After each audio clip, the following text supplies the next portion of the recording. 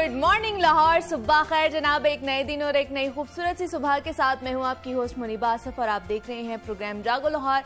मैं बिल्कुल ठीक ठाक हूं। उम्मीद करती हूं कि आप लोग इस वक्त जहां कहीं भी होंगे ठीक ठाक होंगे और पुरसुकून ज़िंदगी गुजारने की कोशिश कर रहे होंगे। और जनाब मेरा ख्याल भी यही है कि आज के दौर में पुरसुकून ज़िंदगी गुजारना बड़ा एक मुश्किल टास्क है, क्योंकि अल्लाह ताला की तरफ से एक बहुत ही कीमती और बहुत बड़ा तोहफा भी है हमारे लिए ये पुरसुकून जिंदगी।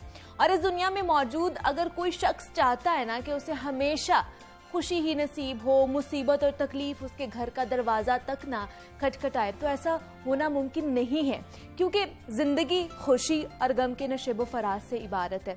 लिहाजा ऐसी सोच रखना कि जनाब सिर्फ खुशियां ही खुशियां आपकी जिंदगी में आएंगी तो ये आपकी जिंदगी में बेचैनी और बेसुकूनी का सबब भी बन सकती है। लेकिन हर हाल में अल्लाह ताला की रजा में राजी रहना हमारी जिंदगी को चैन और सुकून से भर देता है। अगर इंसान खुशी में अल्लाह ताला का शुक्र अदा करे और तकलीफ में सारे का सारा मामला जो है वो अल्लाह ताला के सुपुर्द करके उस पर सब्र इख्तियार कर लेना, तो दोनों सूरतों में वो रज़ा इलाही का मुस्तहिक ठहरता है और पुरसुकून जिंदगी उसका मुकद्दर भी बनती है। इसलिए हमें हर हाल में अपनी रज़ा इलाही में शामिल कर लेनी चाहिए। खुशी के वक्त हमें जनाब सब्र से और शुक्र से जो है ना वो सब्र और शुक्र का जो दामन है वो नहीं छोड़ना चाहिए, ताकि हमारी जो जहनी और कल्बी और जिस्मानी सुकून है ना वो बरकरार रह सके। और जितनी भी चीज़ें होती हैं ना अल्लाह ताला का शुक्र अदा करना चाहिए। आज हम अगर जिंदा हैं, आपके सामने हैं, अच्छी ज़िंदगी गुजार रहे हैं, तो इसका भी हमें अल्लाह ताला का शुक्र अदा करना चाहिए। तो जितना शुक्र अदा कर सकते हैं ना जनाब उतना शुक्र अदा करिए, ताकि आपकी ज़िंदगी में जो एक बेचैनी और इस्तराब और हसद और बाकी चीज़ों की जो जगह बनती जाती है ना वो कम से कम हो और आपकी ज़िंदगी पुरसुकून गुजरे, और आमीन इस तरह की गुजरे। आगे बढ़ते हैं, कुछ बात कर लेते हैं जनाब सेहत और फिटनेस के हवाले से। तो जनाब बात जिस तरह मैं पहले कर रही थी मौसम के हवाले से, मौसम में बरसात का ये जो मौसम होता है ये बड़ा अनप्रडिक्टेबल होता है। बारिशें बरसती रहती हैं और उसकी वजह से जगह जगह पानी हमें नजर आता है। वैसे तो हमारी जिंदगी और भरपूर सेहत का जो दारोमदार होता है वो पानी पर ही होता है। पानी इंसानी जिस्म के लिए बका का दर्जा रखता है, लेकिन बदकिस्मती से हमारे शहर लाहौर की अगर बात की जाए तो यहाँ पर साफ पानी का मिलना इंतहाई मुश्किल होता जा रहा है। नामुनासिब इंतजामात और इंतजामिया की गफलत के बायस सिवरेज का पानी ज़ेरे ज़मीन पानी को भी कंटेमिनेटेड कर रहा है, मतलब कि आलूदा कर रहा है। और अगर ओवरऑल बात की जाए तो पाकिस्तान में साफ पानी की फराहमी शहरी इलाकों में सिर्फ 15% है और 18% दही इलाकों में पीने के साफ पानी जो है वो मैसर आता है, जो कि एक अलार्मिंग सिचुएशन बनती जा रही है। कंटेमिनेटेड पानी का इस्तेमाल बहुत सारी बीमारियां जो है वो उसकी वजह से जन्म लेती हैं, और अब तो सैलाबी सूरत हाल भी हमारे सामने है, जिसकी वजह से मजीद खराब होती जा रही है सिचुएशन। और अगर लाखों की तादाद में वहां पर लोग कंटेमिनेटेड पानी पीने पर मजबूर हो चुके हैं। शहर लाहौर की बात की जाए तो वाटर बॉर्न डिजीजेस जिसमें हेपेटाइटिस आ जाता है, टाइफाइड है, डायरिया, गैस्ट्रो, पेट और गले की बहुत सारी बीमारियां हैं वो आम होती जा रही हैं, और उनके पीछे जो वजह बताई जाती है वो आलूदा पानी का इस्तेमाल है। तो किस तरह ये आलूदा पानी जो है हमारे हेल्थ पॉइंट ऑफ व्यू से उसके लिहाज से हमें ख़राब कर रहा है हमारी हेल्थ को, और किस तरह इसका बचाव मुमकिन बनाया जा सकता है, इस पर हम बात करेंगे। हमारे साथ इस वक्त मौजूद हैं जनाब डॉक्टर मसूद अख्तर शेख साहब हैं, पब्लिक हेल्थ एक्सपर्ट हैं। तो उनसे थोड़ी सी बात करते हैं और उनसे जानते हैं कि जनाब क्या क्या टिप्स हो सकती हैं। डॉक्टर साहब आपको वेलकम कहती हूँ जागो लाहौर में, कैसे हैं आप? जी अल्लाह का शुक्र, ठीक ठाक। डॉक्टर साहब ये जिस तरह थोड़ी सी बीमारियां और थोड़ी सी चीज़ें मैंने बताई हैं कि क्या क्या आलूदा पानी की वजह से बीमारियां लाहक हो सकती हैं, किस हमारे हेल्थ पॉइंट ऑफ व्यू से ये कंटेमिनेटेड कितना ख़राब हो सकता है, हमारी मज़ीद हमारी जो सेहत है उसको किस तरह ख़राब कर सकता है? देखिए इस वक्त जो मुल्क की सूरत हाल है वो एक तो आम सिचुएशन है जिसमें कंटेमिनेटेड वाटर आपको नुकसान पहुँचाता है, लेकिन इस वक्त की सूरत हाल ये है कि आपके जो 3 प्रोविंसेस हैं वो फ्लड अफेक्टेड है। आपका बलूचिस्तान बहुत ज़्यादा अफेक्ट हो चुका है, KPK के अंदर है, सिंध के अंदर है, और पंजाब की भी तकरीबन 3 जो शुरू के अजला हैं वो इसके अंदर अफेक्टेड हो चुके हैं। तो इसमें कुछ बीमारियां हम कैटेगराइज अगर कर लें तो कुछ ऐसी बीमारियां होती हैं जो आलूदा पानी की वजह से इंसान के जिस्म में मुंतकिल हो जाती है। जैसे आपने इंट्रो में भी बताया कि हेपेटाइटिस हो जाता है जिसमें A और E किस्म का होता है, इस हाल का मर्ज जिसको डायरिया या गैस्ट्रो कहा जाता है। उसके अलावा टाइफाइड है, कॉलरा है, और ये सारी की सारी बीमारियां जो हैं वो एक तरह प्रेजेंट करती हैं, उल्टियाँ और लूज मोशन के साथ प्रेजेंट करती हैं। दूसरे नंबर पे हमारे पास जो अलामात आ जाती हैं वो है कि सैलाब के अंदर आपको पता है कि पानी हर तरफ हो चुका है और बंदा चल रहा होता है तो उसको ज़ख़म लग जाते हैं और सफाई का इंतज़ाम कोई नहीं है, तो नतीजा ये होता है कि हमारे जो छोटे मोटे ज़ख़म जिस्म के ऊपर बनते हैं वो बहुत बुरी तरह इन्फेक्टेड हो जाते हैं और उसकी वजह से ज़ख़्मों की वजह से बहुत सारी इन्फेक्शन बड़ी कॉमन है। तीसरे नंबर पे अगर हम देखें तो स्किन एलर्जीज़ बहुत ज़्यादा हो रही हैं, क्योंकि ये जो सैलाब का पानी है और जिन जिन एरिया में सैलाब आया है और लाहौर में भी कुछ एरिया हिट हुए हैं इसके, उसमें सीवेज का जो पानी है और जो जानवरों का फुजला है और जितना वेस्ट मटेरियल हमारी सड़कों के ऊपर पड़ा होता है और मुख्तलिफ एरिया में वो इस पानी के अंदर मिक्स हो जाता है और वो बहुत बड़ा इरिटेंट है। और जब वो इरिटेशन कॉज करता है तो हमारी स्किन इन्फेक्शंस कॉज कर देता है, स्किन एलर्जीज कॉज कर देता है और हमारी जो आंखें हैं और ख़ास तौर पे बच्चे जो उस पानी में खेल रहे होते हैं, और आप देखेंगे कि शहरों के अंदर भी आप देखें तो बच्चे इस पानियों के साथ बहुत एंजॉय कर रहे होते हैं। इवन अगर आप लाहौर में चले जाएं तो ये जो नहर हमारी चल रही है इस वक्त ये ओवरफ्लो कर चुकी है और बहुत सारा जो कंटेमिनेटेड वाटर है वो इसके अंदर मिक्स हो चुका है। तो आंखों की इन्फेक्शंस इसमें आ रही हैं, स्किन इन्फेक्शंस हैं, एलर्जीज़ हैं। फिर आप देखें कि जब ये पानी इस तरह से चल रहा होता है तो बहुत सारे एनिमल्स इसके अंदर शामिल हो जाते हैं। आपके स्नेक बाइट्स के इवेंट बढ़ते जा रहे हैं, आपके स्कॉर्पियन के जो बाइट्स हैं उसके इवेंट बढ़ते जा रहे हैं। सो एक तरह ये देखा जाए तो ये एक बहुत ही डिफरेंट डायनामिक है। और इस वक्त जो स्टैट हमें ये बताता है कि इस वक्त जो पिछले 30 साल की जो एवरेज रेन थी उसकी निस्बत बाज़ इलाकों में जैसे बलूचिस्तान है तकरीबन 5 गुना ज़्यादा रेन हुई है, इसी तरह से सिंध में तकरीबन 5 गुना ज़्यादा रेन हुई है, कुछ इलाकों में 4 गुना के करीब रेन हुई है और पिछले 30 इयर्स का रिकॉर्ड पाकिस्तान की हद तक तो टूट गया और बहुत बड़ा डिज़ास्टर है। सो इसमें हेल्थ हैज़र्ड और मेरा ख्याल ये है कि आगे 2-3 किस्म के मसाइल इसमें पैदा होंगे। एक तो क्योंकि क्रॉप्स हमारी बहुत बुरी तरह मुतासर हो चुकी हैं, इसलिए हो सकता है कि हमें न्यूट्रिशनल डेफिशिएंसी का सामना करना पड़ जाए। हमारे बहुत सारे एरिया जो कि क्रॉप्स बना रहे थे अब वो अफेक्ट हो चुके हैं और प्रॉब्ली अगले 1 साल तक वहाँ क्रॉप्स भी अच्छे तरीके से नहीं होनी। तो पहला मसला ये है कि अगले 1 साल हमें तैयार होना चाहिए एज ए कौम कि ऐन मुमकिन हमें न्यूट्रिशनल डेफिशिएंसी का सामना करना पड़ जाए। फिर आप देखें कि बहुत सारे मिलियंस ऑफ एनिमल्स आपके जो मिल्क प्रोड्यूसिंग एनिमल्स थे, जिससे आप गोश्त हासिल करते थे, जिससे आप दूसरी चीज़ें हासिल करते थे, वो इस सैलाब के अंदर डैमेज हो गए।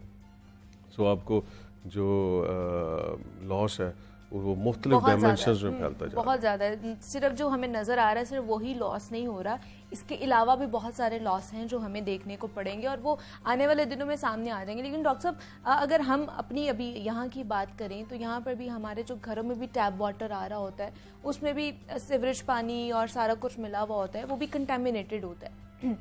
बहुत से लोग हैं जो फ़िल्टर यूज़ नहीं करते हैं, बहुत से लोग हैं जो वाटर होता है, वाटर बॉटल जो बाहर से हमें मिलता है वो नहीं अफोर्ड कर सकते, उन्होंने टैप वाटर पीना है, तो वो किस तरह फिर उससे महफूज रह सकते हैं, उसको साफ कर सकते हैं? थोड़ा सा मैं आपको आज से 20-30 साल पीछे लेके जाएं तो हम सारे या तो माशकी का पानी पीते थे या नलकों से पानी आता था वो हम पीते थे और इतनी ज़्यादा बीमारियाँ नहीं थी। लेकिन जैसे जैसे मॉडर्नाइजेशन हो रही है और आबादी बढ़ती जा रही है तो जो सीवरेज वाटर है और जो दूसरा ड्रिंकिंग वाटर है वो मिक्स होने के चांसेस बढ़ना शुरू हो गए। अब एक चीज़ तो जहन में रखनी ये चाहिए कि एक होता है साफ पानी जी, एक होता है जरासीम से पाक पानी।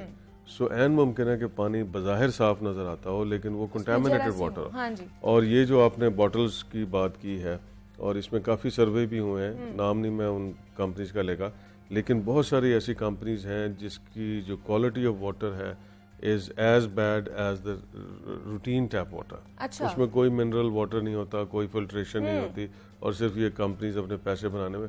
और अनफॉर्चुनेटली बहुत सारे जो इदारे हैं उनके जो कैंटीन के अंदर बिक्री होती है बॉटल्स वो कोई रजिस्टर्ड कंपनियां भी नहीं होती और उनकी क्वालिटी नहीं होती।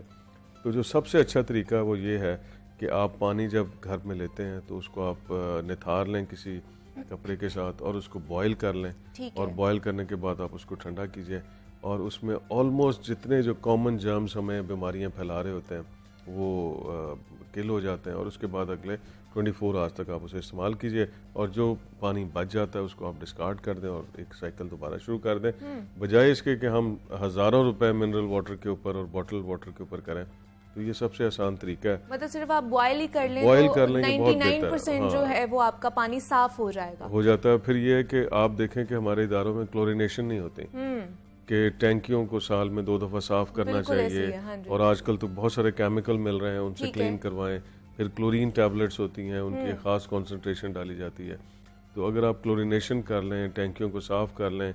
और फिर एक और बात है कि आप देखें ना, हमारे जो पुराने शहर के एरिया हैं वहाँ जो हमारे दादा के ज़माने में जो पाइपलाइन था वो भी अब चल रहा है। बाज़ दफ़ा नलका ओपन करें तो उसके अंदर रस्ट आना शुरू हो जाता है और उसका ख्याल नहीं करते। तो नतीजा ये है कि जब उसमें से रस्ट आता है और इतना गंद आता है तो जरासीम तो उसके साथ आ रहे होते हैं। सो इसलिए 1-2 स्टेप हम कर सकते हैं। एक तो ये है कि आप जो पुरानी पाइपलाइंस हैं उनको आहिस्ता आहिस्ता प्लास्टिक पाइपलाइंस के ऊपर कन्वर्ट करें, और वो भी फूड क्वालिटी की जो पाइपलाइंस हैं वो डिफरेंट होती हैं। और उसके बाद दूसरे नंबर पे ये है कि जो पानी है उबाल के इस्तेमाल करें, और कोशिश हम करें कि जो कंटामिनेटेड वाटर के सोर्सेज हैं उनको हम रूटीन में चेक करें। और इदारों की हद तक हमें चाहिए कि हमें हर 6 महीने बाद, 3 महीने बाद हम वाटर क्वालिटी का टेस्ट करवा लें। और बहुत सारे हुकूमती इदारे हैं जो ये टेस्ट करते हैं। तो अगर ये टेस्ट नॉर्मल है तो हम समझ सकते हैं कि पानी बेहतर है। अगर नहीं है तो हमें फौरी तौर पे कोई ना कोई करेक्टिव मेजर्स लेनी पड़ेंगे उसमें। दूसरा, हमारे घरों में वाटर फिल्टर भी लगे हुए होते हैं कि वो हम टैप वाटर के साथ फिल्टर लगा देते हैं कि शायद उसमें से साफ पानी आएगा। आता है उसमें से वो फिल्टर हो के पानी आता है? देखिए, फिल्टर बिल्कुल अच्छी चीज़ है। इसमें मुख्तलिफ किस्म के फिल्टर हैं। सिंगल स्टेज फिल्टर होता है, 2 स्टेज होता है, 3 स्टेज होता है, अल्ट्रावायलेट रेडिएशन वाला भी होता है। तो मेरा ख्याल है 3 स्टेज या जो यूवी लाइट के साथ फिल्टर है वो रीजनेबल क्वालिटी का पानी देता है। लेकिन एश्योर आपने ये करना है कि कार्ट्रिज हमें चेंज करना है। लेकिन हम लोग क्या करते हैं, एक दफ़ा कार्ट्रिज डालते हैं, उसके बाद महीनों उसको पलट के नहीं देखते। नतीजा ये है कि कार्ट्रिज चोक हो जाता है। और उसके अंदर आहिस्ता आहिस्ता वो जो जर्म्स हैं वो ग्रो करना शुरू कर देते हैं। सो अगर आपने फ़िल्टर करना है, इट्स रीजनेबली सेफ मेथड, लेकिन आपने उसका कार्ट्रिज को जो भी जैसे ही वो कंटेमिनेट होता है या उसका कलर चेंज होता है, और बाकायदा उसके अंदर होता है कि कार्बन को इतने अरसे बाद चेंज करना है और दूसरे फिल्टर को इतने अरसे बाद करना है, तो जैसे ही आप वो देखें कंटेमिनेट हो रहा है तो वो चेंज कर दें।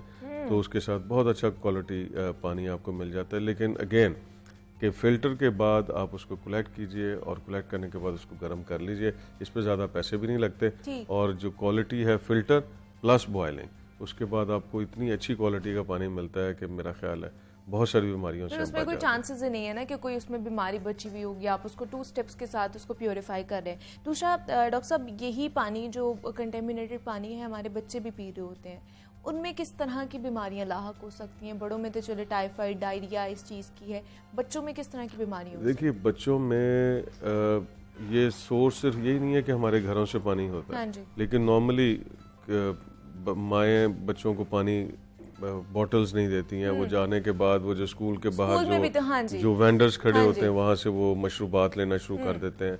और फिर अनफॉर्चुनेटली हमारे बहुत सारे जो स्कूल्स हैं उनमें कभी ये चेक ही नहीं किया गया कि जो नलकों से पानी आ रहा है उसकी क्वालिटी क्या है, उसकी कोई रिपोर्ट्स होनी चाहिए, वो डिस्प्ले होनी चाहिए।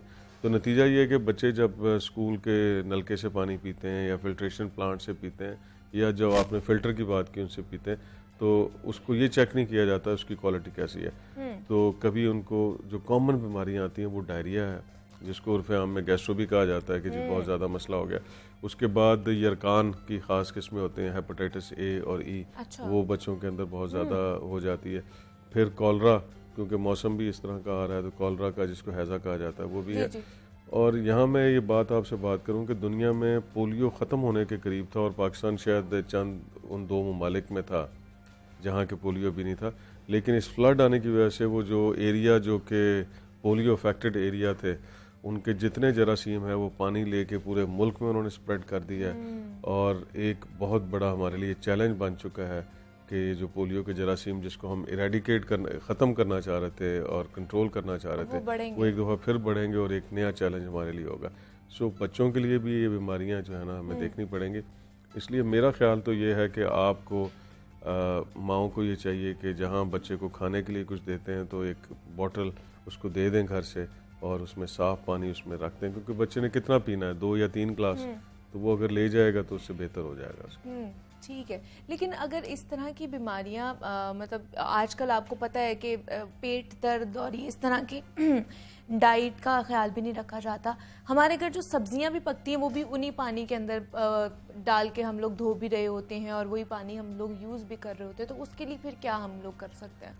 देखिए, सब्जियां घर में तो खैर बहुत अच्छे तरीके से हम इसको साफ कर लेते हैं, जहाँ से आती हैं वो भी तो कंटामिनेटेड लेकिन पानी जहाँ होता है। आती हैं वहाँ जो पानी इस्तेमाल किया जाता है, अगर हम देख लें तो शायद बहुत सारी सब्जियां शायद हम खाने से इनकार कर दें। ऐसे ही। और ये अल्लाह ताला का बड़ा निज़ाम है कि सब्जियों का या फलों का जो कवर होता है, अगरचे बहुत थिन होता है कवर, लेकिन वो इतना अच्छा नेचर ने बनाया है कि उससे बहुत सारे जरासीम अंदर जा ही नहीं सकते।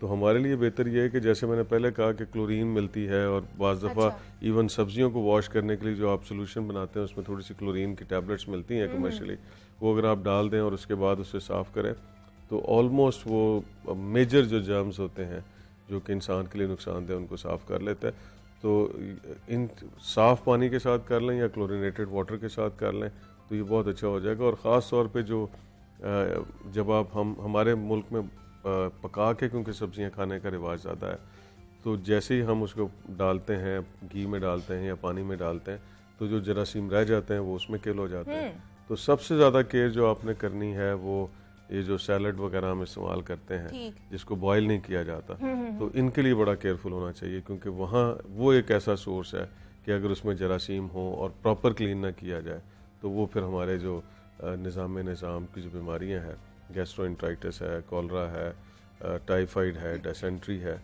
ये सारी बीमारियां हैं जो कि होने के चांसेस ज़्यादा होते हैं। और ये फिर प्रोलॉन्ग भी करते हैं अगर एक दफ़ा आपको हो जाए, और ख़ास तौर पर आलूदा पानी की वजह से? देखिए, ये तो एक साइकिल है। बच्चा बाहर से कोई जरासीम लेके आता है तो उसके अंदर, इसको फीको ओरल बीमारियां कहते हैं कि ये एक साइकिल इसका चल रहा होता है। जब बाहर से एक बच्चा एक इन्फेक्शन लेके आता है तो वो इन्फेक्शन घर के दूसरे लोगों के साथ भी वो शेयर कर सकता है, क्योंकि हमारे यहाँ रिवाज ये है कि इकट्ठे बैठ के हम खाना खाते हैं, एक दूसरे की प्लेट के अंदर भी हम यूज़ करना शुरू कर देते हैं।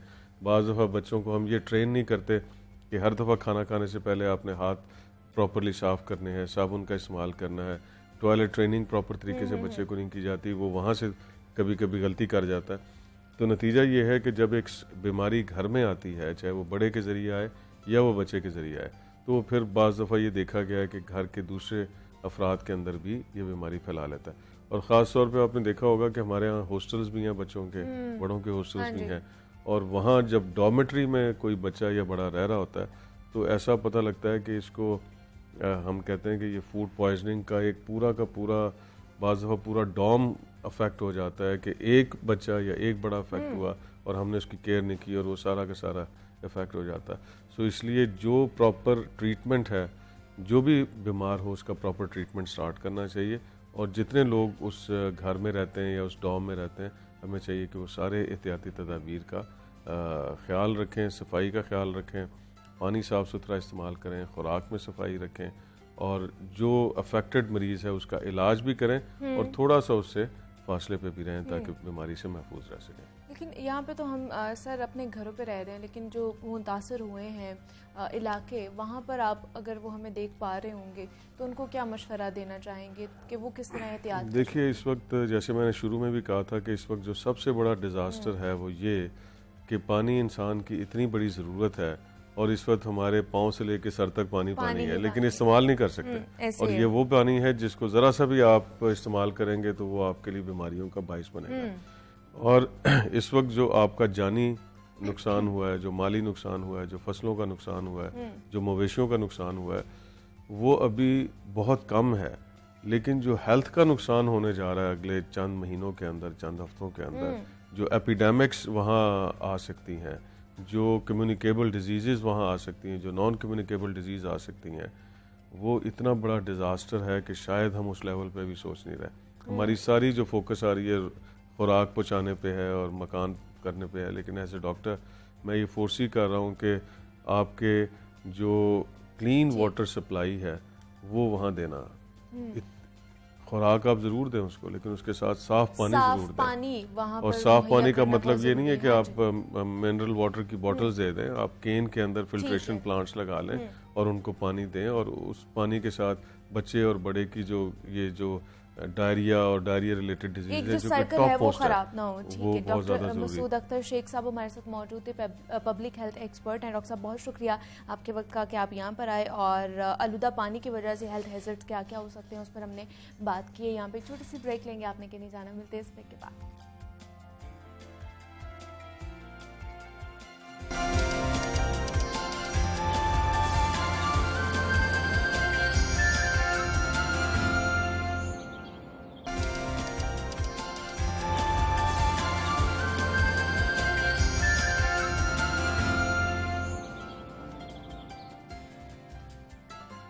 वेलकम बैक टू जागो लाहौर। जनाब, ब्रेक से हम वापस आ चुके हैं। सेगमेंट है हमारा लाहौर की दुनिया, जिसमें हम लाहौर और लाहौरियों के मसाइल डिस्कस करते हैं। और जनाब, लाहौरिये आजकल महंगाई के तूफानों का सामना कर रहे हैं। तूफानों का इसलिए मैंने कहा है क्योंकि सिर्फ एक तूफान नहीं है जिसका हमें सामने, बेशतर तूफान है जिनका सामना हम लोग कर रहे हैं।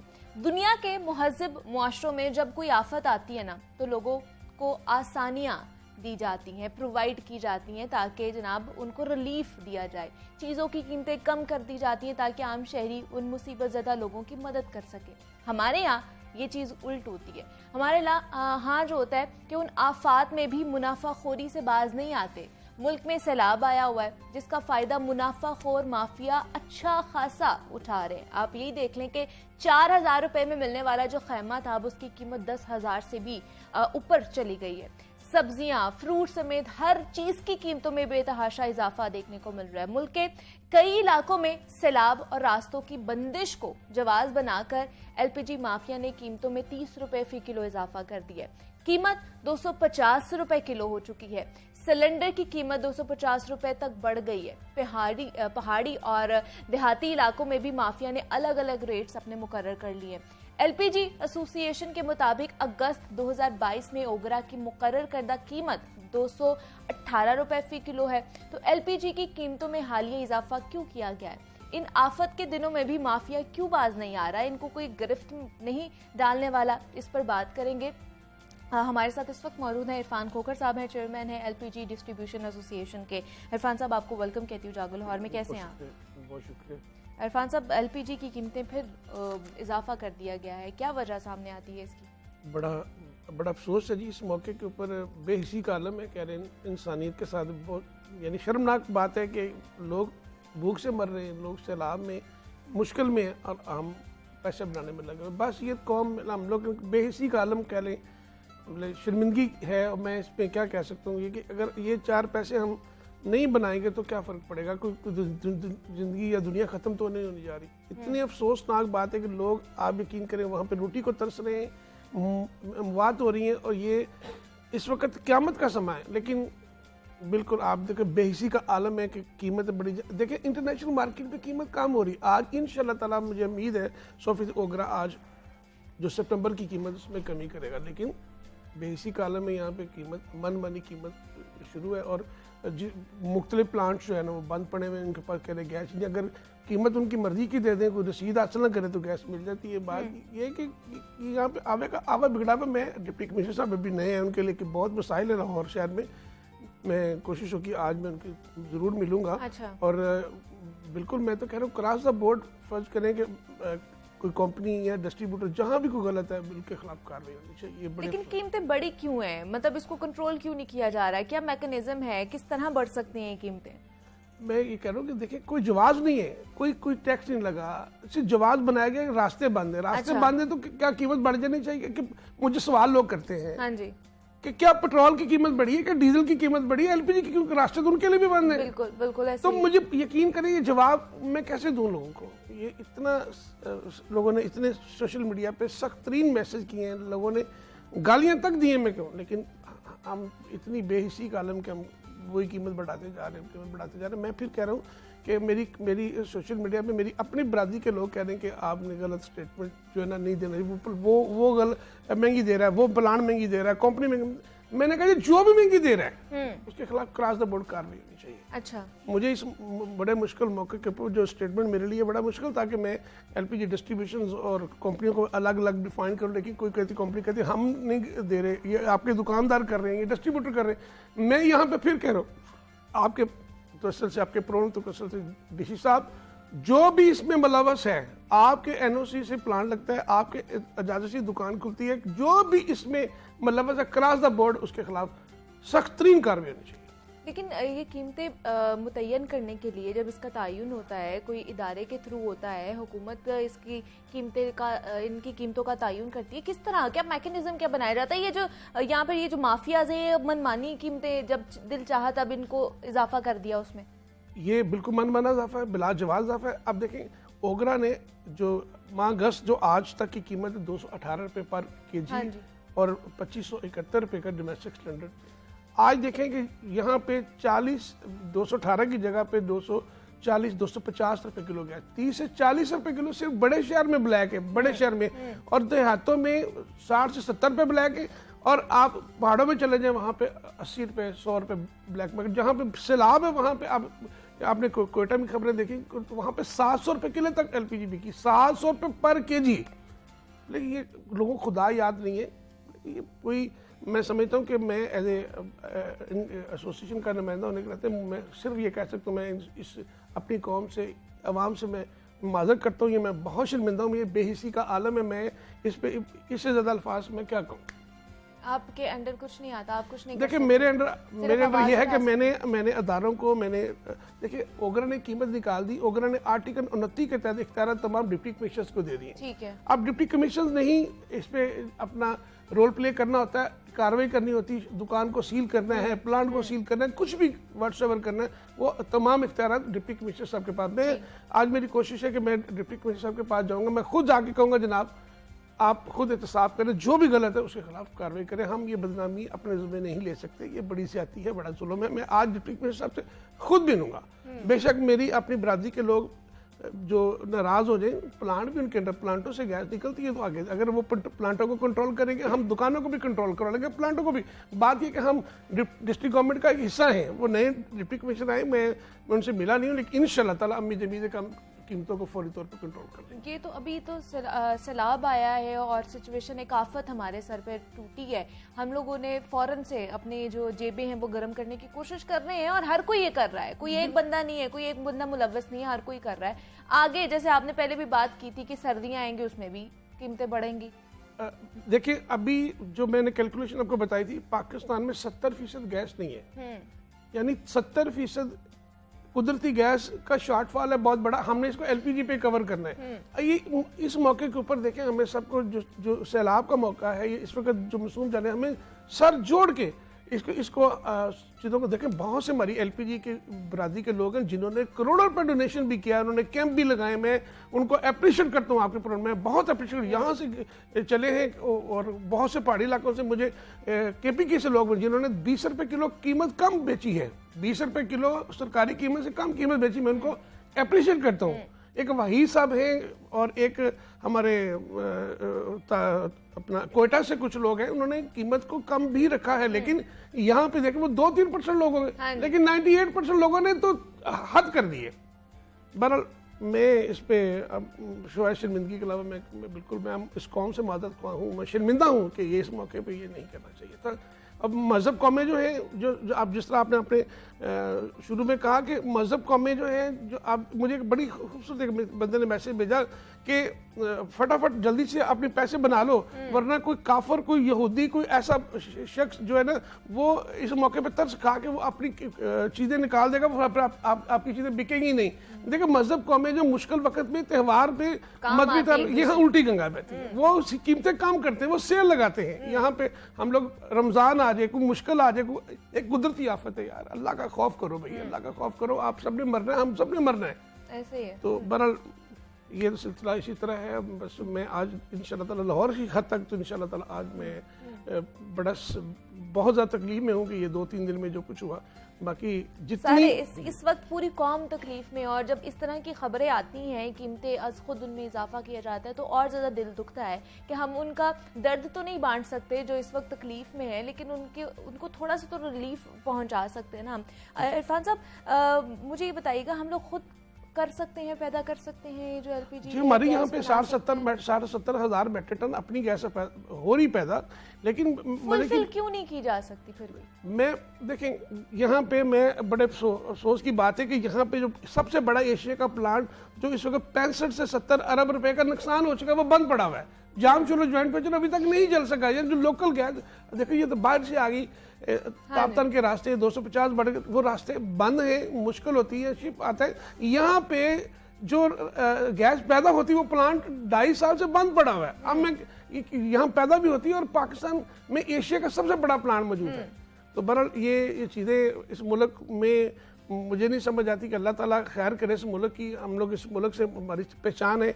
बहरहाल मैं इस मौके पे एक चीज़ में अपने एलपीजी के लिए ज़रूर कहना चाहूँगा कि मैं CCP साहब का बेहद मशकूर हूँ कि उन्होंने गैर मेरे सिलेंडर के खात्मे के लिए हमारी कैंपेन का साथ दिया। और मैंने उनसे रिक्वेस्ट की थी कि सर ओगरा के पास ये जितनी गवर्नमेंट कहती है ये तमाम दुकानें बिल्कुल जो है ना गैर कानूनी है, लेकिन मैं इस मौके पे कहता हूँ कि ओगरा के पास किसी किस्म का कोई मैकेनिज्म नहीं है मुतबादल इसके लिए लाने के लिए, डिकेंडी का मुतबादल कुछ नहीं है।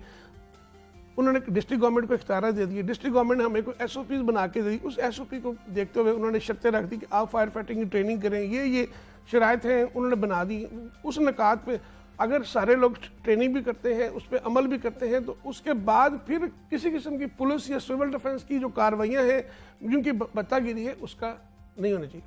CCP साहब की मेहरबानी, उन्होंने इस सिस्टम को बार बार हम उस पर मीटिंग्स करने जा रहे हैं। फिर DC साहब भी शामिल होंगे, ओगरा भी शामिल होगा। हम ये कहते हैं कि जनाब जब SOPs हम पूरे कर रहे हैं तो फिर ये FIR या पर्चे या सिविल डिफेंस क्यों इनको तक? इरफान साहब नाकिस मटेरियल का सिलेंडर बनता है, बिल्कुल नहीं होना चाहिए, मार्केट में भी मिलता है। मैं कहता हूँ हमने जब SOP पे अमल किया, गैर मेरे सिलेंडर का खात्मा कर दिया, उस शॉप को अपने सेफ्टी पे ले लिए, जितने आलात सिविल डिफेंस ने कहा हमने पूरे कर दिए, उसके बाद तो कार्रवाई नहीं होनी चाहिए, उसके बाद बत्तागिरी का कोई जवाब नहीं है। लेकिन आप गारंटी दे सकते हैं कि मार्केट में अब कोई भी गैर मयारी सिलेंडर नहीं बेच रहा? देखिए मैं कह रहा हूँ कि हमने आज तक गैर मेरे सिलेंडर को खत्म करने की कोशिश ही शुरू नहीं की। हम कोशिश तो करें, जब कोशिश करेंगे तो मैं कहता हूँ वो मेरा मेंबर नहीं बन सकता एसोसिएशन का जो गैर मेरे सिलेंडर बेचता है, जो सेफ्टी पे काम नहीं करेगा, जो SOP पे काम नहीं करेगा, जो गवर्नमेंट के बनाए हुए SOP अमल नहीं करेगा, उसकी दुकान नहीं खुलेगी। अभी फायर फाइटिंग की ट्रेनिंग होने जा रही है, बहुत अच्छी लेवल की ट्रेनिंग हम करते हैं अलमरा में इस माह होने जा रही है। तो जो उस ट्रेनिंग में शामिल नहीं होगा, SOP का एक अहम निकात है, जो ट्रेनिंग में शामिल नहीं होगा, जो ट्रेनिंग करेगा वो अपना LPG का बिजनेस नहीं कर सकता। क्योंकि दुकानदार तो कुछ पैसों के लिए वो सिलेंडर बेच देगा गैर मयारी, लेकिन उससे कितनी जाने जा चुकी हैं अब तक? कितनी जाने जा हजारों जाने जा चुकी, हजारों जाने जा चुकी। मैं आपके कोई तो मेहरबानी आपने की, आपके प्रोग्राम की बहुत रेटिंग होती है, मैं बेमशकूर हूँ बिल्कुल दुनिया ग्रुप का, आपका भी, कि इसमें हम लोगों को अवेयरनेस दे रहे हैं। मैं फिर कह रहा हूँ जिनके आप कुदरती गैस नहीं है, लोगों घरों में जो सिलेंडर पड़े हुए, खुदारा उनको चेक करें, गैर मेरे सिलेंडर बिल्कुल घरों से निकाल दें, मयारी सिलेंडर। पता चल सकता है कि ये गैर मयारी है या मयारी सिलेंडर है? किस तरह पता चलेगा? मतलब कोई ऐसी चीजें हैं? जिस शॉपकीपर के पास जाएंगे वो आपको बताएगा ये गैर मेरे सिलेंडर। अच्छा, वो खुद बताएगा? जितनी हार्डवेयर दुकानों पे ये सिलेंडर सेल हो रहे हैं ये बिल्कुल गैर कानूनी गैर मेरी सिलेंडर सेल, इस पे कोई कॉम्प्रोमाइज नहीं करना आप। इसको सिलेंडर नहीं खरीदे, गैर मेरी सिलेंडर बिक ही हार्डवेयर दुकानों पर आए। हमारी जो LPG का जो डिस्ट्रीब्यूटर है, ये ऑथराइज्ड डिस्ट्रीब्यूटर, उसके पास मेरी सिलेंडर है, वहां से खरीदें और गारंटी वाला रसीद हासिल करें, ताकि आप उसके बाद क्लेम कर सकते हैं। गैर मेरी सिलेंडर जो हार्डवेयर दुकान, अभी उस पर हम ऑपरेशन करने जा रहे हैं। CCP साहब ने एक टीम बनाई है, DC साहब के मिलकर वो ट्रेनिंग के से पहले और बाद में वो एक बहुत बड़ा ऑपरेशन करने जा रहे हैं। चीफ कॉर्पोरेशन ऑफिसर अली साहब के साथ मिलकर गैर मेरे सिलेंडर का खात्मा करेंगे। हम LPG डिस्ट्रीब्यूटर्स का खात्मा करेंगे, लेकिन सिलेंडर बिकता है हार्डवेयर दुकान पे, सिलेंडर बिकता है दूसरी अदर दुकानों के ऊपर, वो तमाम जो वहां पे सिलेंडर सेल हो रहा है वो गैर कानूनी, उसके ऊपर एक ग्रैंड ऑपरेशन होना चाहिए। हम हर जगह पे इंसानी जान से कीमती कोई चीज नहीं है, हम बिल्कुल कंप्रोमाइज, हम गवर्नमेंट के साथ खड़े, हम स्टेट की रिट कायम करेंगे, हम गैर मेरे सिलेंडर का खात्मा करके रहेंगे, लेकिन हुकूमत हमारे साथ तामन करे, हम हुकूमत के साथ है। देखो स्टेट तो वो है, कार्रवाई तो उन्होंने करनी है, हमारे पास तो कोई कानूनी ऐसा नहीं, हम तो एक एसोसिएशन है, हम तो निशानदेही कर सकते हैं, आपके प्रोग्राम के तवस्सुल से हम लोगों को अवेयर कर सकते हैं। बात यह है कि इस वक्त मासूम जाने जा रही है, मैं फिर कहूँगा वो दुकान नहीं खुलेगी जो ट्रेनिंग नहीं करेगी, फायर फाइटिंग की 11, 22 की रेस्क्यू ट्रेनिंग जो नहीं करेगी वो शॉप नहीं खुलेगी। फौरी तौर पर ट्रेनिंग का हिस्सा बने, जो SOP पे, जो डिस्ट्रिक्ट गवर्नमेंट की SOP, जो शॉप SOP पे अमल नहीं करेगी, होटल, तंदूर, स्कूल, बाजार से वेल्डिंग शॉप के पास जो कुछ शॉप है वो नहीं खुलेगी, हम खुद बंद कराने के लिए तैयार हैं। हाँ, वो दुकान को खुद बंद करेंगे, लेकिन जब SOP पे दुकान पूरी आ जाए उसको बाइज्जत रोजगार कमाने की इजाजत तो वहाँ पे पुलिस की वैन पहुंच जाती है, वहाँ पे सिविल डिफेंस पहुंच जाती है। ये सिलसिला नहीं होना चाहिए। उनको वो तो सर चेकिंग के लिए आते होंगे ना, वहाँ पे मयार चेक करने के लिए आते होंगे ना, मयार चेक नहीं करने आते, वो अपनी जो हिस्सा सिस्टम को उसको डरा धमका के पैसा बनाने आते हैं। देखिए मैं फिर कह रहा हूँ कि हम वो दुकानों की निशानदेही करेंगे जो आपके पास गवर्नमेंट के पास रजिस्टर्ड नहीं है, उन पे कार्रवाई करें ना। जो रजिस्टर्ड नहीं है, जो ट्रेनिंग नहीं करते, जो SOP अमल नहीं करते, जो गैर मिलिट्री सेंटर देखते हैं। लेकिन इरफान साहब अगर जिस तरह आप कह रहे हैं कि सिविल वर्दियों में आते हैं, पुलिस वाले आते हैं, महाना लेने आते हैं, पैसे लेने आते हैं, अपना हिस्सा लेने आते हैं, तो आप लोग उनके खिलाफ कार्रवाई करवाएं, आप CCP से जाके बात करें। जी मैंने बेहद मशहूर हूँ CCP लाहौर का, उन्होंने बड़ी मेरी मेहरबानी, उनका अल्लाह ताला उनको, मैंने उनको कहा जी मैं आपके तवस्सुल से ये जो गैर मिलिट्री सेंटर का खात्मा करेंगे तो बहुत सी मासूम जाने बचा सके। उन्होंने कहा बिल्कुल इरफान आप इस पे काम करें, मैं मेरी इस जो फायर फाइटिंग की ट्रेनिंग है उस पर एज ए चीफ गेस्ट भी उनको मैंने गुजारिश की, रिक्वेस्ट की, वो आए, चेयरमैन ओगरा भी इस पे आ रहे हैं। मैं फिर ये कहना, जो SOP पे जो सेफ्टी पूरी शॉप नहीं करती वो तमाम दुकानें बंद कर देंगे। हम वो दुकान खोलेगी जो SOP पे अमल करेगी, जो इस सेफ्टी पूरी करेगी, उसके बाद कोई पुलिस कोई सिविल डिफेंस को शॉप पे कार्रवाई नहीं करनी चाहिए, उसका हक है। देखें, या तो आप मुतबादल कहने का मुतबादल निज़ाम नहीं है कि ये निज़ाम है, कई सालों से आपके पास निज़ाम मौजूद नहीं है, तो क्रॉस द बॉडी इतने FIR डेली इतनी FIR होगी, पुलिस को इतना बता दिया। किस चीज पे FIR होती है? कहते हैं जी डिकैनिंग, एक सिलेंडर से दूसरे सिलेंडर में गैस डालना जो है ना गैर कानूनी है। अच्छा, अब मैं देखें लोगों की कुफ्ते खरीद नहीं है, लोग 12 किलो का सिलेंडर जो है 2,500-3 हज़ार का नहीं खरीद सकते। लोगों की कुफ्ते खरीद वो 1-2 किलो गैस इस्तेमाल करते हैं, वो डेफिनेट कनस्तर खोलेंगे तो घी निकलेगा ना, तो वो गैर कानूनी होगी। ठीक है जी। इरफान खोखर साहब, चेयरमैन LPG डिस्ट्रीब्यूटर एसोसिएशन, हमारे साथ मौजूद है। इरफान साहब बहुत शुक्रिया आपके वक्त का, आप यहाँ पर अपना मौक़िफ़ आपने पेश किया। LPG के हवाले से जनाब हम बात कर रहे थे। यहाँ पे एक ब्रेक लेते हैं, मिलते हैं इस ब्रेक के बाद।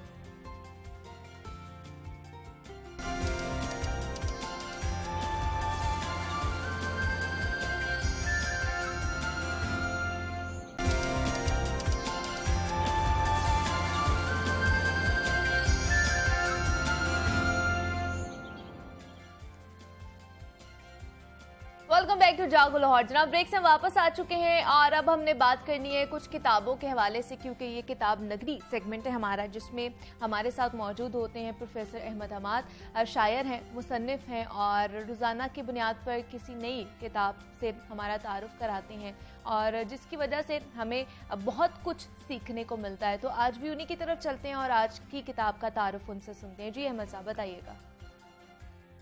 आज की किताब बहुत थिन है, कम ज़ख़ामत की है और मग़रबी अफ़कार का तनकीदी मुताला। और ये किताब, इसको तरतीब दिया है जाहिद शेख साहब ने, लेकिन ओरिजिनली ये किन की किताब है? प्रोफेसर अब्दुल हमीद सिद्दीकी साहब की किताब है, यानी उनके मज़ामीन का मजमुआ है।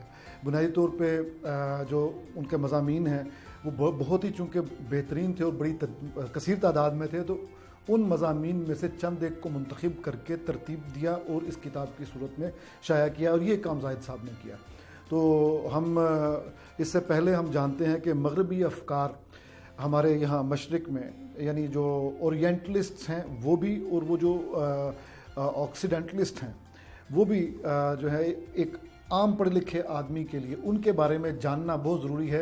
इसके बगैर बनती नहीं है बात। जैसे गालिब कहता है ना कि बनती नहीं है बादाओ सागर कहे बगैर, तो हमारी बात बनती नहीं है, हमारी बात में वज़न नहीं आता। आप पढ़े लिखे शुमार नहीं होते जब तक आप मशरिक़ और मग़रिब के सोचने वालों के जो अफ़कार हैं उनसे आगाही हासिल ना कर लें। तो इस तरह की जो कोशिशें होती हैं गाहे बगाहे, ये इंसान को याद दिलाती रहती हैं कि बहुत बड़ा इल्मी ख़जाना दूसरी अक़वाम के यहाँ भी मौजूद है, दूसरी ज़ुबानों में भी है।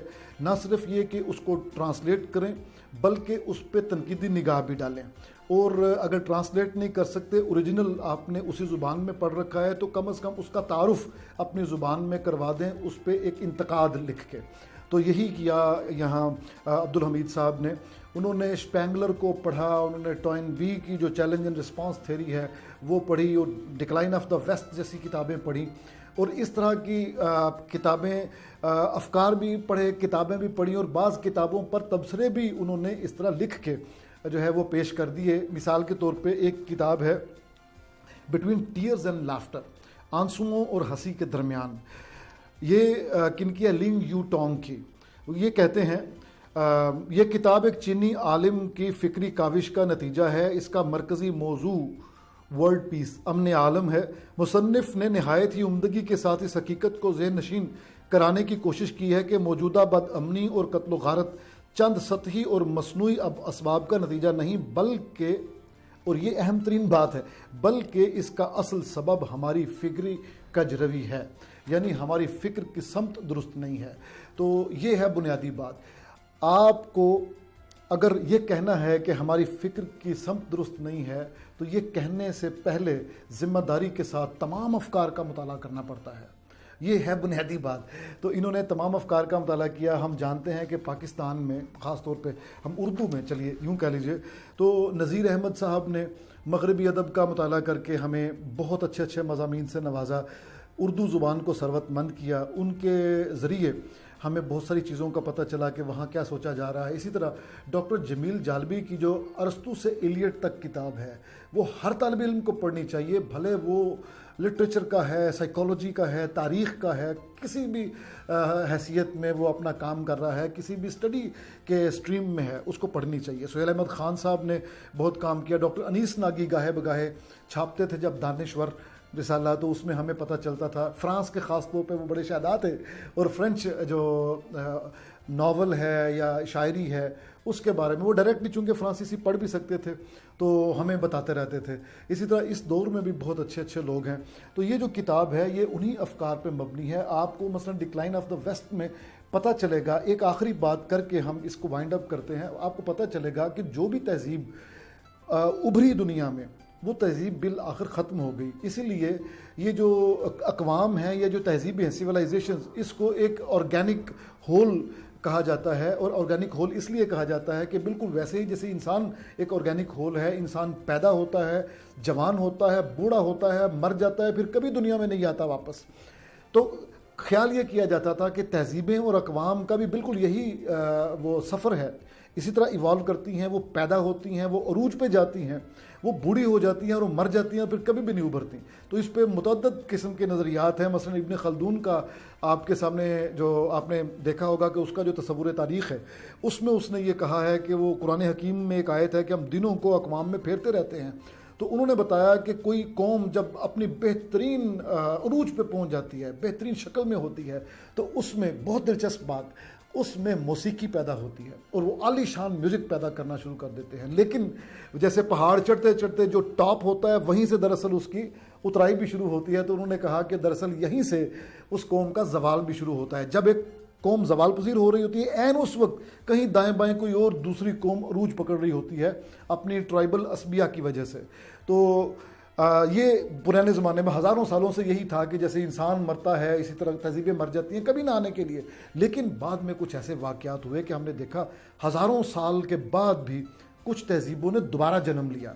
तो डिक्लाइन ऑफ द वेस्ट लिखने वाले ने डिक्लाइन ऑफ द वेस्ट का ऐलान तो कर दिया, लेकिन वहाँ पे बाज़ अक़वाम ने दोबारा रिजरेक्शन हुई उनकी। तो जो मुसलमान उलमाए किराम हैं वो भी इसी नज़र से देखते हैं कि हमारा जो बेहतरीन ज़माना था, सुनहरा माजी, वो अल्डस हक्सले कहता है ना कि ज़वालशुदा अक़वाम अपने माजी में मरीज़ाना दिलचस्पी लेना शुरू कर देती हैं। और हमारे अली अब्बास जलालपुरी हमें यही ताना देते थे कि आप मुसलमान भी माजी परस्त हो गए हैं, याद करते हैं अभी भी उस अज़मत रफ्ता को। तो लेकिन इन साहब का ये है कि आज भी कुरान हकीम वो सरचश्मा। ठीक है जी, प्रोफेसर अहमद हमाद साहब हमारे साथ मौजूद थे। अहमद साहब, आज के लिए आपका बेहद शुक्रिया।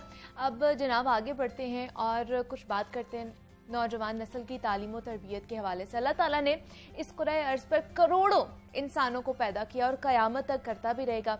उन इंसानों की हिदायत और रहनुमाई के लिए पैगम्बरों को भेजा गया था और हर दौर में पैगम्बरों का नुज़ूल हुआ था। उनके साथ साथ हमने देखा कि किताबें, सहीफ़े और इवन दो की शरीयतें भी उतारी गई थी। और आखिरी पैगम्बरुल ज़मा हज़रत मोहम्मद सल्लल्लाहु अलैहि वसल्लम को मौजज़ा अल कुरानुल किताब दिया गया। फलाह का रास्ता इस किताब पर अमल करने से और शरीयत को अपनाने में रखा गया है। इस्लामी मुआशरे में तसव्वुफ रोज़े अव्वल से मौजूद है और तसव्वुफ इस्लाम की खालिस तरीन और पकीज़ा तरीन ताबीर है। सच्चा तसव्वुफ इंसान को हकीकत का रास्ता दिखाता है और अल्लाह और रसूल के रास्ते का इल्म अता करता है। अल्लाह तक पहुंचने के लिए तसव्वुफ की राह और सूफीज़म को इख्तियार करना चाहिए, लेकिन इन तालीमात से दूरी की वजह से आज की नौजवान नस्ल में समाजी और अखलाकी पस्ती बहुत ज्यादा पाई जाती है, जिसकी वजह से मुआशरती बुराइयों में इजाफा देखने को मिल रहा है और हर बंदा अजब से बेचैनी की कैफियत का शिकार दिखाई देता है। डिप्रेशन, एंजाइटी, नफ्सियाती मसाइल की शरह इतनी तेजी से बढ़ती जा रही है कि जिसका कोई सानी नहीं है। तो आज के दौर में मुआशरती फलाह बहबूद, समाज की बेहतरी, नौजवान नस्ल की बेहतरीन तरबियत के लिए सूफीज़म और तसव्वुफ का किरदार कितना अहम है और इन चीज़ों से लगाव कैसे पैदा किया जा सकता है जिससे हम लोग पीछे जा चुके हैं, इस पर आज हम बात करेंगे। हमारे साथ आज जनाब बहुत ही खास मेहमान मौजूद हैं जो किसी भी तारुफ के मोहताज नहीं है। हमारे साथ इस वक्त मौजूद है मारूफ सीरियस स्कॉलर हैं, डॉक्टर पी तारिक शरीफ ज़ादा साहब हैं, मजहबी स्कॉलर हैं और मजीद भी कुछ चीज़ें आपके साथ शेयर करूं कि 5 बेस्ट सेलर किताबों के मुसन्निफ हैं वो। 4000 से ज़ायद लोगों को दायरे इस्लाम में दाखिल कर चुके हैं, क्या बात है माशाल्लाह। और उनकी ज़ेरे निगरानी 440 से ज़ायद स्टूडेंट है सीरत नबवी के मौजू पर अपना एमफिल और पीएचडी थीसिस मुकम्मल कर चुके हैं। तो आज उनको हम अपने शो में जागो लाहौर में वेलकम कहते हैं और कुछ जानेंगे सूफीज़म के हवाले से उनसे। सर आपको वेलकम कहती हूँ जागो लाहौर में, कैसे हैं आप? बहुत शुक्रिया याद आपकी का, बहुत शुक्रिया आपका, आपके चैनल का, आपकी सारी टीम का बहुत शुक्रिया।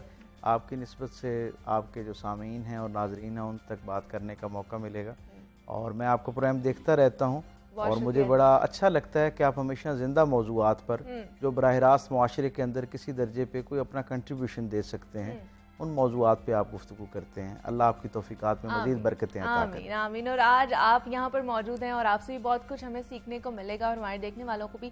सर सूफीज़म तसव्वुफ की अगर हम बात करें तो हमारे कहले के हमारे मुआशरे में या ख़ासतौर पर नौजवान नस्ल में कहीं पीछे चला गया है, हम लोग कहीं छोड़ आए हैं। किस तरह उसको रिवाइव किया जा सकता है, दोबारा से उसके साथ लगाव पैदा किया जा सकता है? बिस्मिल्लाह रब्बे मोहम्मद करीम अलैहिस्सलातु तस्लीम। सबसे पहले तो हमें ये समझना चाहिए कि सूफीज़म है क्या। जब हम उसे समझने के मरहले में दाखिल होंगे तो फिर हमें अंदाज़ा होगा कि उसकी अहमियत क्या है, अफादियत क्या है और फिर उसको कैसे अपनी ज़िंदगी में नाफिज किया जा सकता है। उमूमी तौर पे एक बड़ा तबका इस वक्त ऐसा मौजूद है जो ये समझता है कि शायद सूफीज़म किसी और चीज़ का नाम है और इस्लाम जो है वो किसी और चीज़ का नाम है। हालांकि हकीकी बात यह है कि सूफीज़म इस्लाम का जो इत्र है उसका नाम है, उसके खालिस होने का नाम है। और जैसा कि हज़रत जुनैद बगदादी अलैहिर्रहमान ने फरमाया कि तसव्वुफ़ जो है वो इस्लाम की रूह का नाम है और शरीयत जो है, और क्या खूबसूरत बात जनाब हज़रत दाता गंज बख्श अलैहिर्रहमान ने फरमाई। आप फरमाते हैं कि ज़ाहिर का नाम शरीयत है, दीन के ज़ाहिर का नाम शरीयत है और दीन का जो बातिन है, जो उसका अंदर है, वो जो उसकी, आप फरमाते हैं जो उसकी मजलिस है उसका नाम शरीयत है और दीन की तन्हाई का नाम, यानी जो आपने अपनी ज़ाती ज़िंदगी में बिल्कुल अपने तख़य्युल की दुनिया में जो सोचा, हाँ, उसका नाम तसव्वुफ़ है या रूहानियत है। जब हम ये जानते हैं और फिर हम देखते हैं कि जो तसव्वुफ़ है ये इसकी बुनियादें जो हैं वो भी रिसालत माब सल्लल्लाहु अलैहि वसल्लम की पाकीज़ा बारगाह से हमें मिलती हैं। आज दुनिया के अंदर सबसे बेहतरीन सूफ़ी, सबसे बड़े सूफ़ी का नाम हज़रत मोहम्मद रसूलुल्लाह सल्लल्लाहु अलैहि वसल्लम है। तसव्वुफ़ क्या है? बुनियादी तौर पे अपने अंदर की सफाई का नाम है, अपने अंदर की तहारत का नाम है, अपनी पाकीज़गी का नाम है। वो जो क्या खूबसूरत बात जनाब अली करमुल्लाह वजह करीम ने फरमाई कि जब इंसान की मजलिस पाक हो जाती है, उसका ज़ाहिर पाक हो जाता है तो वो मुस्लिम हो जाता है, मुसलमान हो जाता है। लेकिन जब उसकी तन्हाई पाक होना शुरू हो जाती है तो वो बंदा मोमिन होना शुरू हो जाता है। ये जो बंदा मोमिन बनने का सफ़र है ना, इसका नाम बुनियादी तौर पे रूहानियत और तसव्वुफ़ है।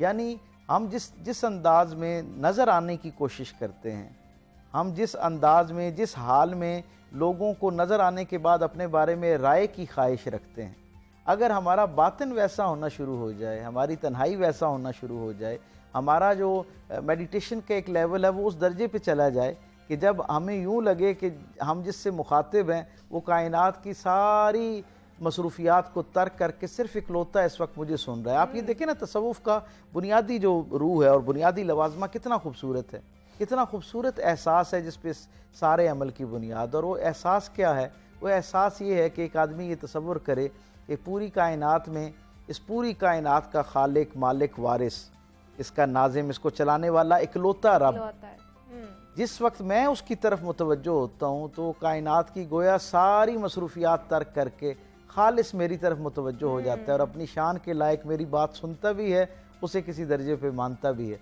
तो ये जो एक खूबसूरत अमल है, ये जो कैफियत और एहसास है, जो चंद लम्हे तो शायद सबको मैसर आता है। ये जो अल्लाह अपने माबूद के साथ बंदे का ताल्लुक है, ये जो एहसास है, ये कुछ लम्हों के लिए तो अल्हम्दुलिल्लाह हर कलमा गो को मैसर आता है ज़िंदगी में। हकीकत बात यह है कि इस एहसास को अपनी ज़िंदगी में मुस्तकिल कर लेने की जो मश्क है, जो उसकी तरबियत है, उसका नाम रूहानियत है, उसका नाम तसव्वुफ है। और हम ये देखते हैं कि असहाब सुफ़्फ़ा से इसकी रिवायत शुरू हुई, यानी वो लोग जिन्होंने कुल वक्ती तौर पे दुनिया की सारी मालो मता से अपने आप को दस्तखुश कर लिया, दूर कर लिया, और उन्होंने इस राज को पा लिया कि ये बहुत आर्जी और ज़ाहिरी सी ज़िंदगी है, मुख्तसर सी ज़िंदगी है और ये धोखे पे मबनी ज़िंदगी है। हकीकी ज़िंदगी जो है उसके लिए अपने आप को तरबियत के लिए पेश करना चाहिए। और फिर वो ऐसे खुश नसीब स्टूडेंट्स थे अपने ज़माने के जिन्हें रिसालत माब सल्लल्लाहु अलैहि वसल्लम का पाकीज़ा खानवादा मैसर आया, जिन्हें रसूलुल्लाह सल्लल्लाहु अलैहि वसल्लम की बराह रास्त तरबियत मैसर आई और उन्होंने रसूल रहमत से बराह रास्त इक्तिसाब फैज़ किया और कुल वक्ती तौर पे वो तकवे की ऐसी आला अरफा हालत पे पहुँचे, अपने अंदरून की बालिदगी, सफाई, अपने अंदर की तहारत, अपने मामलात के अंदर नफासत, लताफत, उसकी इस आला दर्जे पे पहुँचे कि हमें जो असहाब की सीरत मिलती है उनमें एक बहुत बड़ी तादाद ऐसे असहाब की मिलती है जो रश करते हुए नज़र आते हैं कि काश हमारी ईमानी हालत, हमारे अंदर की तहारत, सफाई ऐसी हो जाए जैसी इन असहाब सुफ़्फ़ा की है। तो ये असहाब सुफ़्फ़ा की ही रिवायत है जो उनसे सूफिया की शक्ल में हम तक पहुँची है। और तसव्वुफ़ जो है वो दीन इस्लाम से हट के कोई नई चीज़ नहीं है। हमें सबसे पहले ये समझना चाहिए कि हर वो चीज़ जो रसूलुल्लाह सल्लल्लाहु अलैहि वसल्लम की अपनी पाकीज़ा ज़िंदगी से साबित है वो ही तसव्वुफ़ का हिस्सा है। और तसव्वुफ़ की बुनियाद जब उसके माहिरीन हमें बताते हैं कि इसकी बुनियाद दो बातों पे है, इल्म और इज्ज़।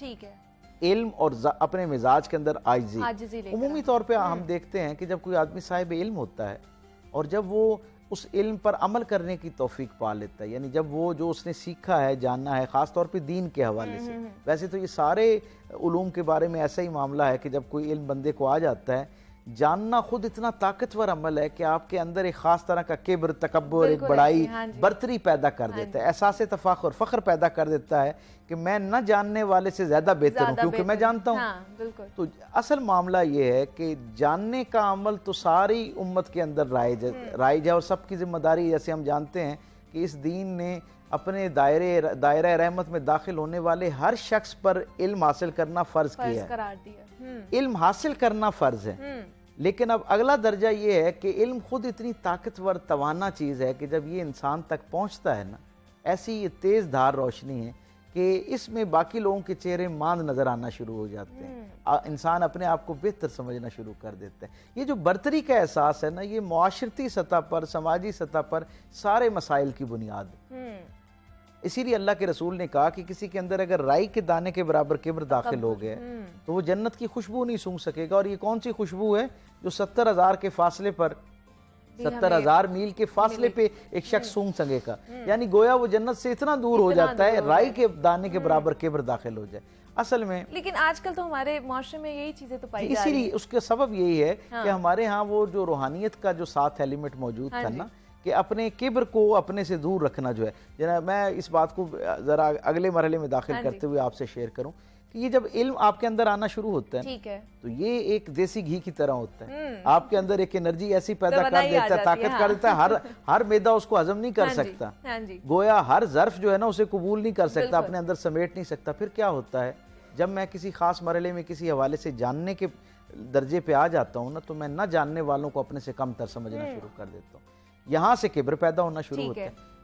तसव्वुफ बुनियादी तौर पे इल्म के मरहले में आपके साथ एक सपोर्टिंग एलिमेंट के तौर पे रहता है, जो आपको ये बताता है कि इल्म जानने का नाम नहीं है, इल्म जानने का नाम नहीं है, न जानने के एहसास का नाम इल्म है।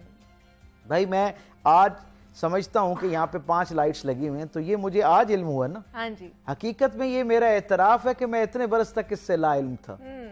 तो ये फ़ख्र की बात नहीं है, ये इज्ज़ की बात है, ये आइज़ी की बात है। जब आप इस अंदाज से अल्लाह की दी हुई इल्म को, अल्लाह की दी हुई इस्तात को महसूस करना शुरू करते हैं ना, तो आपके अंदर खुद ब खुद एक आइज़ी का जज्बा पैदा होना शुरू हो जाता है। जनाब अली करमुल्लाह वजह करीम से किसी शख्स ने पूछा कि हमने ये सुना कि अल्लाह के रसूल सल्लल्लाहु अलैहि वसल्लम की एक दुआ है, अल्लाहुम्मा इन्नी अस्अलुका इल्मन नाफ़िअ, अल्लाह में इल्म नाफ़े अता फरमा। तो ये इल्म नाफ़े क्या होता है? हम तो हर इल्म को इल्म नाफ़े समझते थे कि भाई नफ़ा देने, हर इल्म नफ़ा देता है, फ़ायदा देता है। तो हुजूर ने जब इल्म नाफ़े की दुआ मांगी तो क्या कोई इल्म गैर नाफ़े भी हुआ करता है? कोई ऐसा इल्म भी है जो नफ़ा न देता हो? तो जनाब अली करमुल्लाह वजह करीम ने फरमाया हाँ, ऐसा इल्म भी है जो नफ़ा नहीं देता। अच्छा। तो उस शख्स ने और परेशानी से कहा कि अब तो मामला और तशवीश का शिकार हो गया। और वो कैसे तशवीश का शिकार हो गया? वो ऐसी तशवीश का शिकार हो गया है कि अगर वो कोई इल्म ऐसा है जो नफ़ा नहीं देता तो फिर मुझे उसे ज़्यादा यानी एहतियात से जानना चाहिए ताकि मैं उससे बच सकूं। बिल्कुल। उन्होंने कहा मुझे ये बताइए कि मुझे कैसे पता चलेगा कि कौन सा इल्म इल्म नाफ़े है और कौन सा इल्म गैर नाफ़े है? यानी कौन सा इल्म मेरे लिए नफ़ा देने वाला है और कौन सा इल्म नफ़ा न देने वाला, क्योंकि हम तो हर इल्म को नफ़ा देने वाला समझते रहे। तो जनाब अली करमुल्लाह वजह करीम ने क्या खूबसूरत उसकी तशरीफ़ फरमाई। एक फ़िक्रा है और मैं समझता हूँ रहती दुनिया तक जितने लोग भी इल्म से वाबस्ता हैं, इल्म का ज़ौक़ रखने वाले हैं, जो जानने की ख्वाहिश रखते हैं, उन सब के लिए इस एक फ़िक्रे के अंदर एक हिदायत और अज़ली अब्दी रहनुमाई मौजूद। आपने फरमाया हर वो इल्म जो तुम्हारे हिल्म को बढ़ा दे, तुम्हारी आइज़ी को बढ़ा दे, वो इल्म नाफ़े है। और हर वो इल्म खा वो अपने अंदर कितना ही फ़ायदेमंद क्यों ना हो, बाकी दुनिया को कितना ही फ़ायदा देने वाला क्यों ना हो, तुम्हारे लिए गैर नाफ़े है अगर वो तुम्हारे अंदर किब्र पैदा कर रहा है, तकब्बुर पैदा कर रहा है। तो सो ये जो जानने का अमल और बिलखुसूस अमूमी तौर पे सारे उलूम के हवाले से यही बात है, और दीन के मामले में तो ये ज़्यादा एहतमाम के साथ तकाजा करता है कि हम इल्म को हासिल करने के बाद उसके साथ अगले लम्हे में वो जो आइज़ी का एक तस्वुर है उससे भी अपने आप को जो है वो हम किनार करें ताकि उसके हकीकी मानों तक और रूह तक पहुंचा जा सके।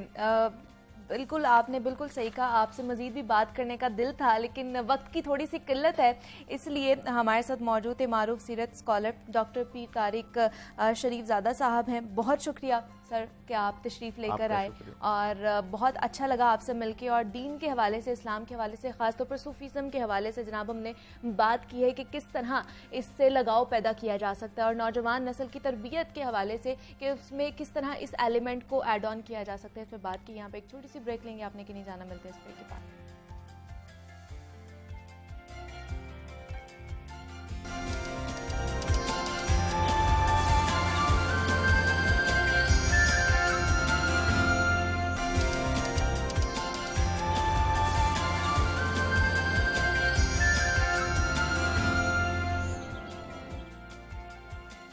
वेलकम बैक टू जागो लाहौर। जनाब अब कुछ बात हो रहा है खेल और खिलाड़ी के हवाले से, और आज ऐसी ही एक एथलीट से हमने आपकी मुलाकात करानी है।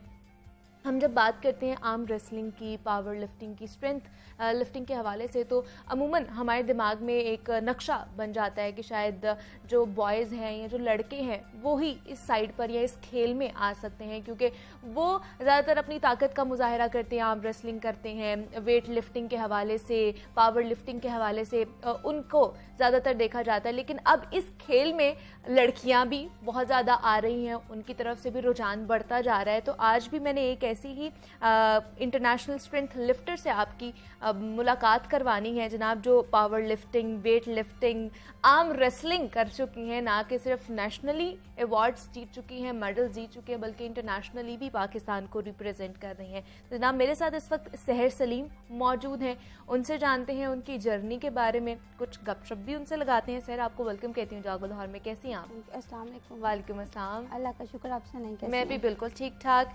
सहर आप नेशनली भी और इंटरनेशनली भी मेडल्स जीत चुकी हैं। सबसे पहले तो बताइए किस तरह आपकी जर्नी स्टार्ट हुई, कैसे? आज से 10 साल पहले हम लोग जब यूथ फेस्टिवल था आई थिंक, तो हम लोग स्टेडियम गए थे, वहाँ पर लड़के वेट उठा रहे थे और उसमें 3-4 लड़कियाँ भी थी। अच्छा। तो वो बहुत अट्रैक्टिव था कि लड़कियाँ वेट उठा रही हैं, और वो हमारे लिए बहुत नई चीज़ थी। मैं कॉलेज में हॉकी बैडमिंटन में काफ़ी थी, स्पोर्ट्स में बचपन से स्पोर्ट्स में अच्छा। बट वो मेरे लिए एक नई चीज़ थी जो अट्रैक्ट कर रही थी। तो घर जाके मैंने मम्मा से पूछा कि मम्मा कि लड़कियां वेट उठा सकती हैं, लड़कियां जिम कर सकती हैं? मम्मा ने कहा लड़कियां सब कुछ कर सकती हैं। अच्छा। मेरे घर से ना मुझे बहुत That's सपोर्ट है, तो मैंने कहा मैंने भी करनी है। तो मम्मा कहती है आप कहाँ करेंगी जिम में, लड़की कैसे आप अकेली जाएंगी? हाँ। तो मैंने मम्मा से पूछा, मैंने कहा आप खुद ही तो कह रही हैं कि लड़कियां उठा सकती हैं, तो आप मुझे फिर कह रही हैं। तो फिर मैंने कहा मैंने पंजाब स्टेडियम में देखा था लड़कियां कर रही थी, आप मेरे साथ चलें, मैंने वहाँ पर पार्टिसिपेट करना है। तो वहाँ पर हमारे कोच हैं सरकील जावेद भट्ट, उन्होंने जब हम वहाँ पर गए उन्होंने बहुत अच्छा वेलकम किया और बहुत अप्रिशिएट किया कि आप ये कर सकती हैं, कर सकती हैं। तो फिर वो शौक ऐसा पड़ा कि सारी गेम्स साइड पे करके वेट लिफ्टिंग और स्ट्रेंथ लिफ्टिंग, पावर लिफ्टिंग जो है ना उसकी तरफ हमारा हो गया। क्या बात है जनाब, ये तो बड़ी अच्छी आपकी चीज़ है। मतलब 10 साल हो गए आपको ये हाँ जी, करते 10 हुए? साल हो गए। माशाल्लाह। और कितने साल की थी जब आपने ये स्टार्ट किया था? आई थिंक मैं 18 ईयर्स की होंगी या 17 की। जब आपने कॉलेज में थी, फर्स्ट ईयर था कॉलेज का। तो मतलब तब तो बड़ी नाजुक सी लड़कियां होती है ना, मतलब ये 17-18 साल की जो लड़कियां होती हैं, तो इतना वेट कैसे उठा लेती थी तब? अब बचपन से स्पोर्ट्स में थी क्रिकेट, और वो एक लड़कियों वाला नहीं था वो कि स्टेमिना और वो बना हुआ था। तो वो नहीं था, वो सॉफ्ट वाली लड़की नहीं थी बचपन से, तो दिन थोड़ी ना हार्ड थी। तो फिर वो स्पोर्ट में गई, भाइयों ने सपोर्ट किया, पापा ने किया, मम्मा बहुत ज़्यादा सपोर्टिव थी। तो फिर उस वजह से जो है ना वो काफ़ी रुझान उस साइड पे हो गया। क्या बात है, दैट्स गुड कि आपकी घर वालों का आपके साथ सपोर्ट है, तो आप फिर कुछ भी कर सकते हैं। बिल्कुल ऐसे ही है। तो फिर ग्रेजुअली किस तरह वेट उठाना शुरू किया, कौन से वेट से आपने शुरू किया और फिर ग्रेजुअली कहाँ तक पहुंचा? 20 kg की बार होती है हमारी। अच्छा। ठीक है, पहले हमने वहाँ से जो हमारे कोच हैं वो हमें बहुत अच्छा गाइड करते हैं, प्रॉपर गाइड करते हैं। वो ये नहीं कहते कि आप एकदम बहुत ज़्यादा वेट उठा लें, वो एक हमारा शेड्यूल बनाते हैं कि आपने आहिस्ता आहिस्ता जाना है। और जब मैंने स्टार्ट किया था 40 kg से स्टार्ट किया था। लास्ट टाइम जब मैं 2020 में गई थी तो 120 kg मैंने जो था ना वो हैक लिफ्ट की थी। हाँ, क्या बात है। ये बैंकॉक की आप बात कर रही बैंकॉक, है? हाँ जी, ये बैंकॉक की बात कर रही हूँ। क्या बात है। तो उसके लिए फिर पहले कितनी ज्यादा प्रैक्टिस करनी पड़ती है? उतना ही वेट आप पहले भी उठाती हैं? नहीं, हम लोग जो है ना ट्रेनिंग डेली बेसिस पे करते हैं, और जो हमारा टोटल होता है कि हम कितना उठा सकते हैं, ये हम कंपटीशन से थोड़े दिन पहले करते हैं, या फिर वीक में एक दफ़ा कर लेते हैं कि आज हमारा इतना वेट गेन हो गया, हमने इतना वेट ज़्यादा कर लिया है। तो वो एक ट्रेनिंग, प्रॉपर ट्रेनिंग के साथ जो है ना वो हम लास्ट में जाके चेक करते हैं कि कितनी हमारी जो ट्रेनिंग में इम्प्रूवमेंट हुई है और हमें क्या इम्प्रूव करने की ज़रूरत है। मतलब कितनी अब आप में स्ट्रेंथ है। ये सारे डिपेंड करता है कि आपके अंदर कितनी ताकत है, कितनी स्ट्रेंथ है, तभी आप इतना ज्यादा वेट लिफ्ट कर सकते हैं। तो अभी आप कितना ज्यादा, मतलब 120 kg या इससे ज्यादा भी कर सकते हैं? इससे ज्यादा अगर इन ट्रेनिंग है तो हम इससे ज्यादा भी कर सकते हैं। अच्छा। हमारी क्लब की लड़की आमना बाबर, वो माशाल्लाह 140 उठा लेती है और वो डेली बेसिस पे ट्रेनिंग करती है। क्या बात। मैं ऑफिशियल भी हूँ टीम की, और हमारी टीम बाहर जा रही है फिर किर्गिस्तान। अच्छा जी। इसी गेम में।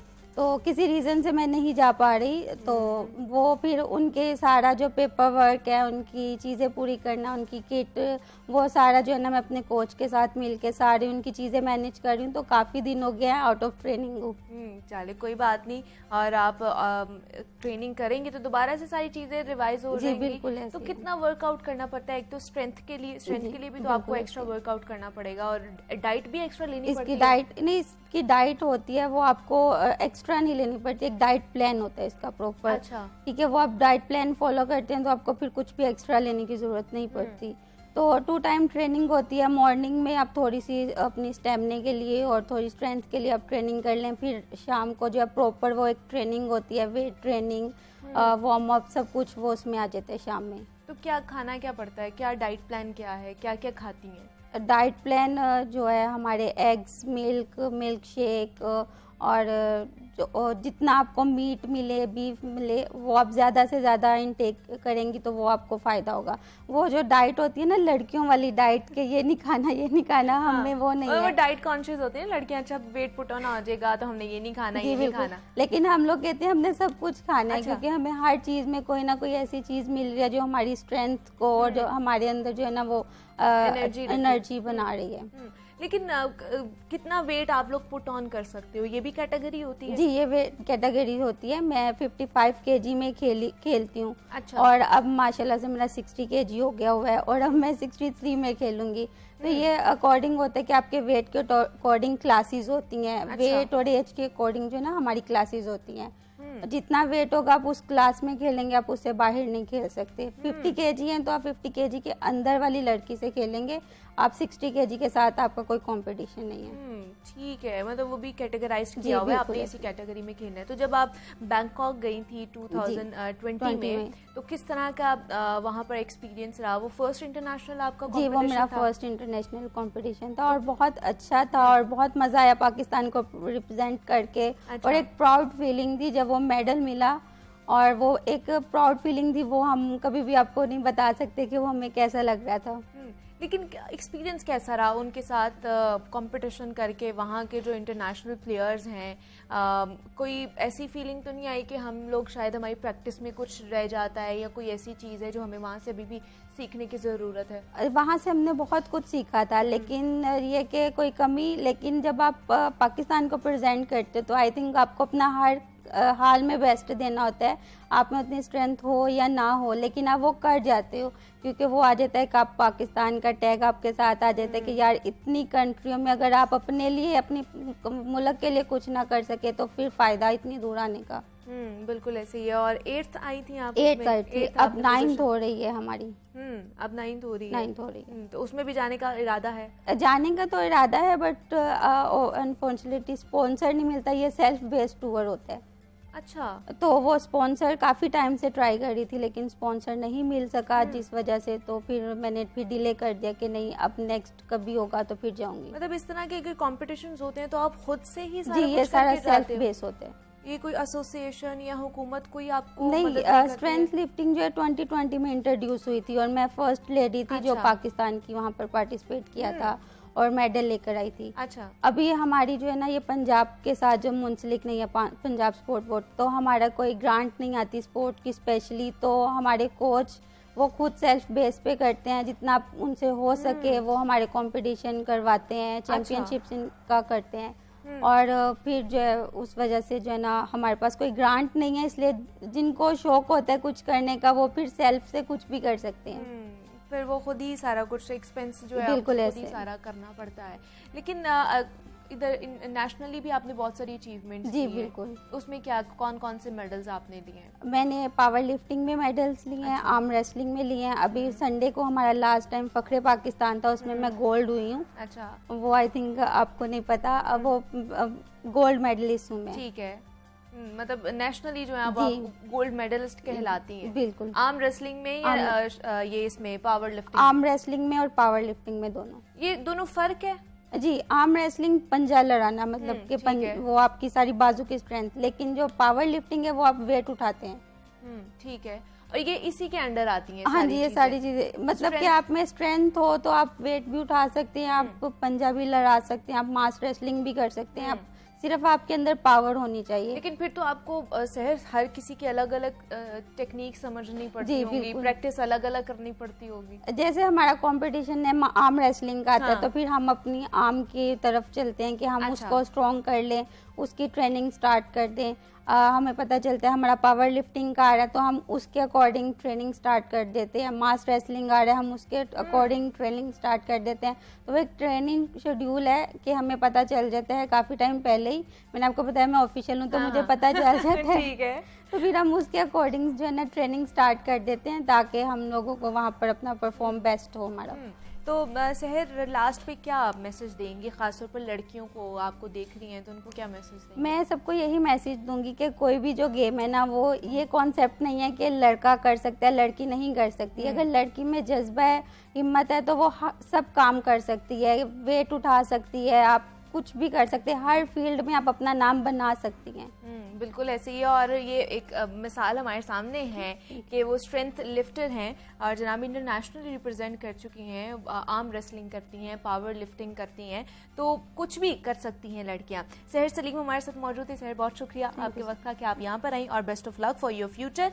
और जनाब ये एक और खिलाड़ी थी, एक और एथलीट थी पाकिस्तान की, जिससे हमने आज के शो में आपकी मुलाकात कराई है।